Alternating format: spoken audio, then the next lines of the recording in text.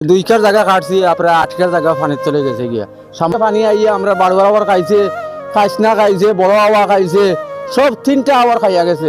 এই পানি উঠে আমি ডাইরেক্ট যাইতে খুশিয়ার রাখতে এখানে ডারমিনে আমরা বাসে কিলোনে কয়েক চৌধুরী তাই একটা ব্রিজ করছেন কয়েক চৌধুরী যদি টাইম কইসলে খালা কুত্তা টাইম তো আর পাইলে না এই সময় মারা গেল। আব্দুল ভাই হেল্প করো এমপির মাধ্যমে যদি একটা কাজ করিলে এই খেলাটা কুদা হয়ে যাচ্ছে। অনেক মানুষ হচ্ছে প্রায় 4-5 লাখ মানুষ 4-5 লাখ মানুষ বাঁচবা। তো এখন যে আইসন তাই যদি দয়া করো যে কৃষক প্রায় 1 লাখ মানুষ বাঁচবো এখানে 1 লাখ।